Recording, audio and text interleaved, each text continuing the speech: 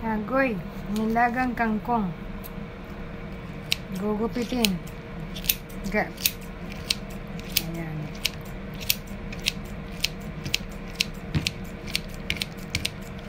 Ayan, lagyan natin ng sauce to, guys.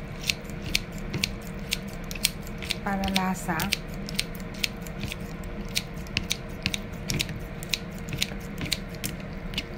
Masarap ang kangkong. Ito lang katapat niyan, guys. Oh, yung para siyang yung isda ay ginadgad, yung tuyong isda. Ito. Yan ang katapat niyan. At itong ponzo, medyo maasim-asim siya, guys, na tuyo. Para siyang tuyo na maasim-asim.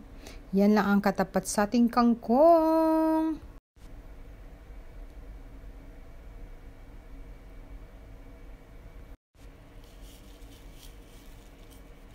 Yan. Halo-haluin. Ang ating kangkong ay masarap. Oh, green na green. Pwede na siyang ulam ng kanin, guys.